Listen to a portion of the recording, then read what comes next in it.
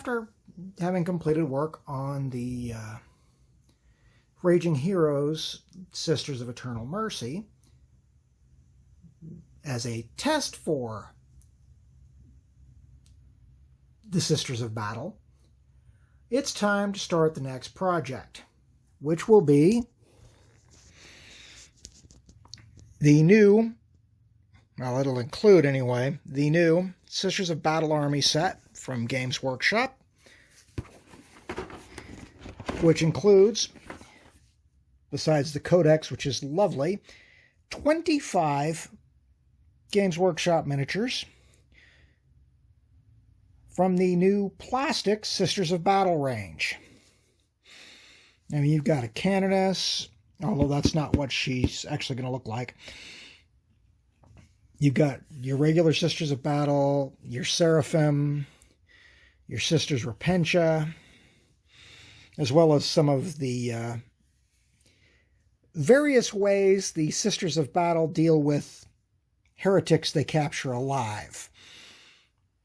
We're also going to be working with the Celestine the Living Saint set, the old resin based off metal figure of Canoness Viridian, although since I'll be modeling my own order, it won't be that figure.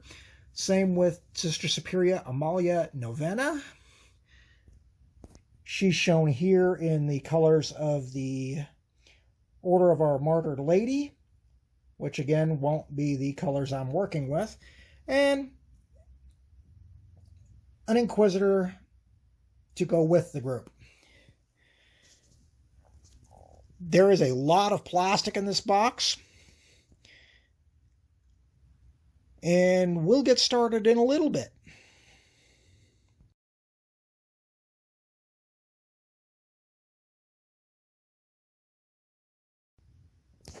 Just to give you folks out there an idea, I mean, there are 4 sprues of plastic for these ladies, and this is just in the Sisters box set, including the new Canoness figure. I mean, the detail that they're putting in these is really, really nice.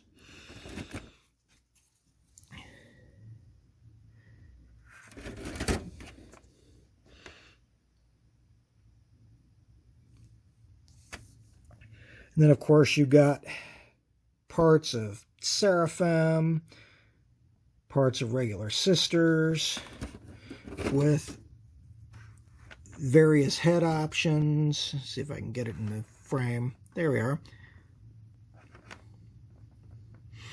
Including helmeted, unhelmeted. This is going to be a bit more time consuming than the Sisters of Eternal Mercy were, but I'm looking forward to it.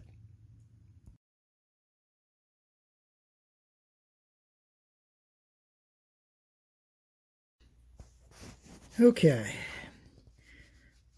Today's work thus far, we have the finished Canoness Viridian, the finished Inquisitor Greyfax, and the finished Amalia Novena. Now, of course, these figures all still need paint, but as you can see, there's some really nice detail in these. Of course, these are personality figures, so they're going to be a little more heavily detailed than the rank and file will be. But look at the way they got the chain on her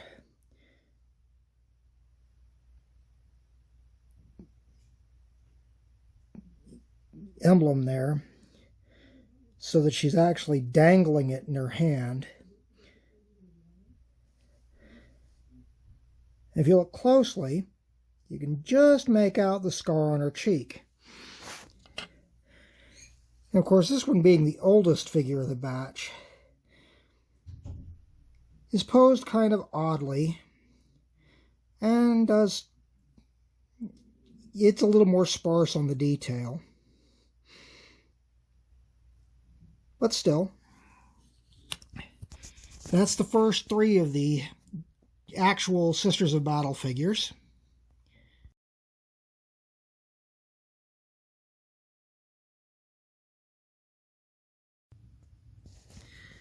Okay, got another couple miniatures done.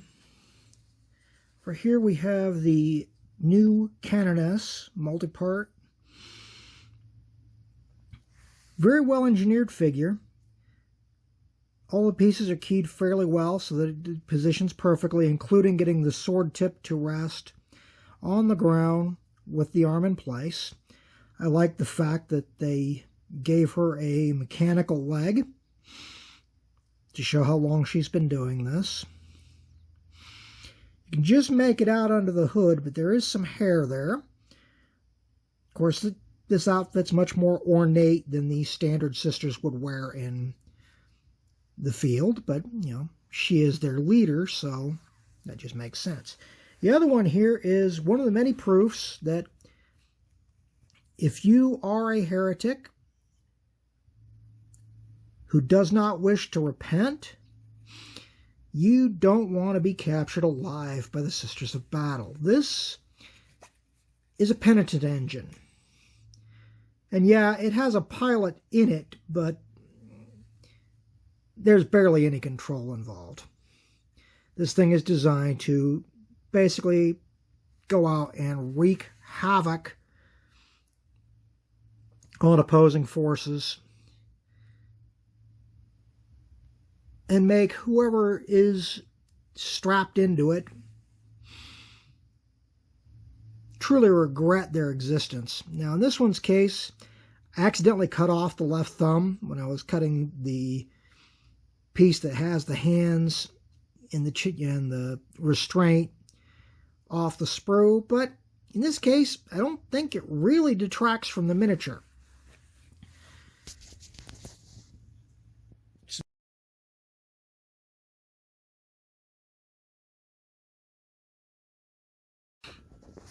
All right, as you can see, we've had some more progress, this time working on the,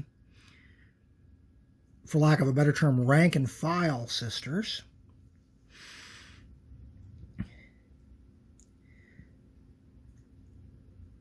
Over here, we've got our Sister Superior with chainsword, the only sister currently wearing a helmet, the one carrying the simulacra, sister carrying a storm bolter, which is basically a twin bolter, sister with flamer, stepping on the corpse of a demon that obviously was on the wrong end of said flamer. And then we've got the rest of your rank and file.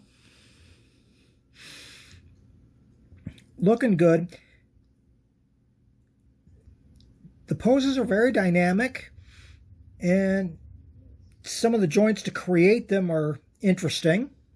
Looks like I need to go back in and touch that one again because the hand's coming away from the bolter. But we have a noticeable amount of progress here.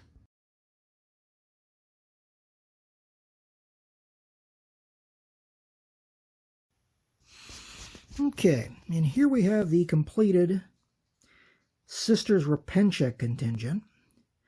You've got your Repentia Superior, whose job is to basically drive these poor ladies who have all, in one way or another, failed the sisters into a frenzy to combat. The detail on the, I love the detail on the chain swords. I also like the fact that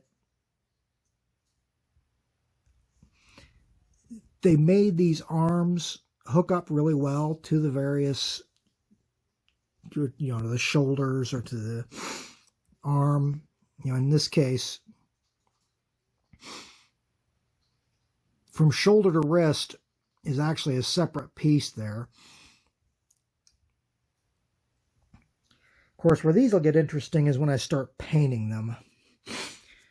Next up, going to be the Seraphim.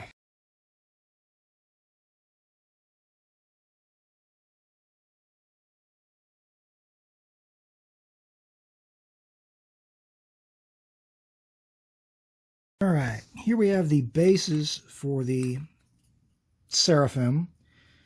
You can see it's basically a, as I drop it, it's basically a clear curved spar glued straight to the base. There's a notch there to take a spot in the back of the Seraphim backpacks. I haven't glued the Seraphim to those yet because, of course, I still need to paint Seraphim.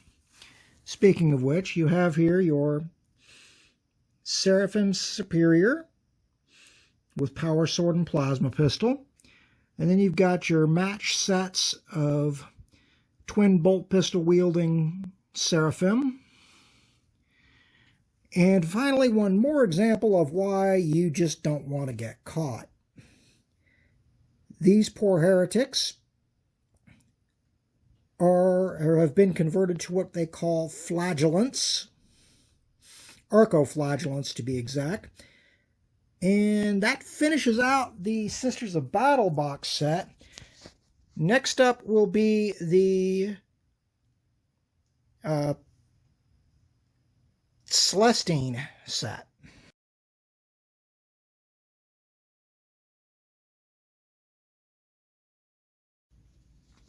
Okay, what we have here are the completed construction anyway.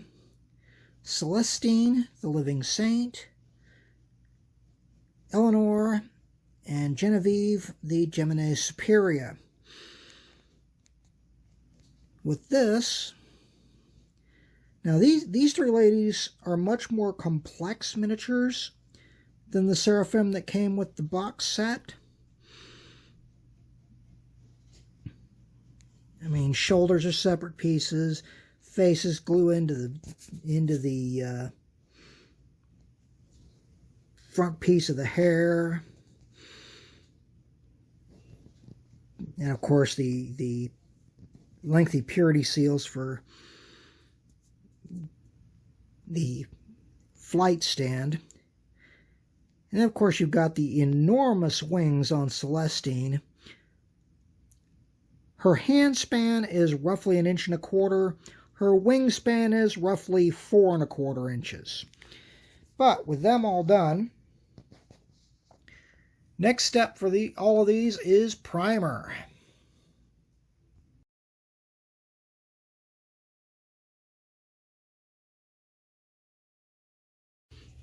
As you can see, we have been busy in the paint booth. What we have here, under a coat of Vallejo dark gray primer, is the Sisters of Battle set, plus the extra figures. You know, Celestine, Inquisitor Greyfax is down here somewhere, as are a couple of other personality figures. But what we've got is the first step. Now, I've decided that with the penitent engine and the arco-flagellants, I am probably not going to do my secondary coat of brass. I will probably hit them with lead belcher instead. But that's where we're sitting. A whole lot of dark gray figures.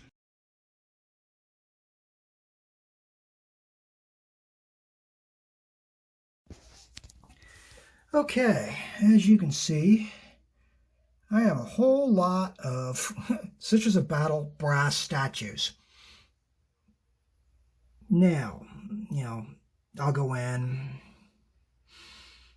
and pick out the details like I did with the Sisters of Eternal Mercy earlier. As you can see, detail is really picked out well. I'm really loving how Celestine's looking. I also went in, like I said I was going to, and used not brass on these, but lead belcher to set them apart as being punished rather than being part of the unit. I'm really loving how the detail popped out on the penitent engine. Well, next up for these ladies and their victims is going to be detail paint. Actually, probably a dry brush in gold like I did before, but that's where we're going.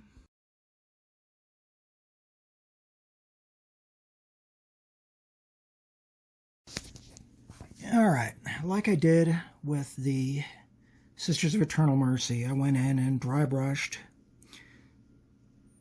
the Sisters of Battle with Vallejo Gold. Help bring in some highlights. Help lose some of the brass look.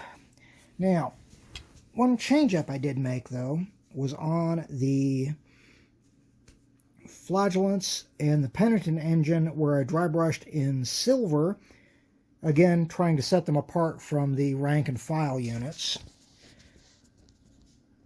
Another step down, more to come.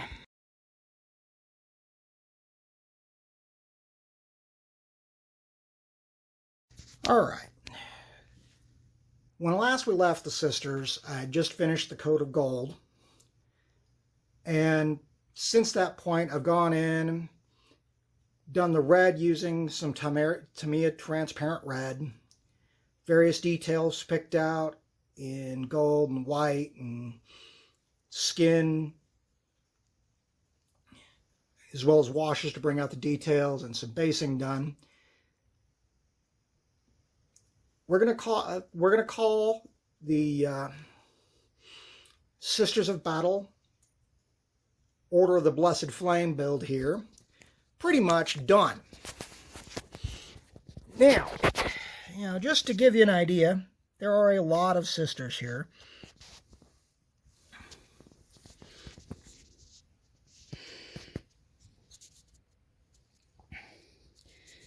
I've gone in and varied the hair colors, skin tones.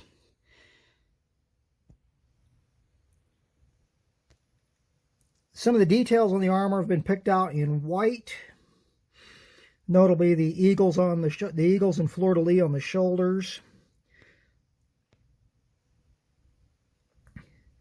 Also done their purity seals. I'll try to get some better close-ups.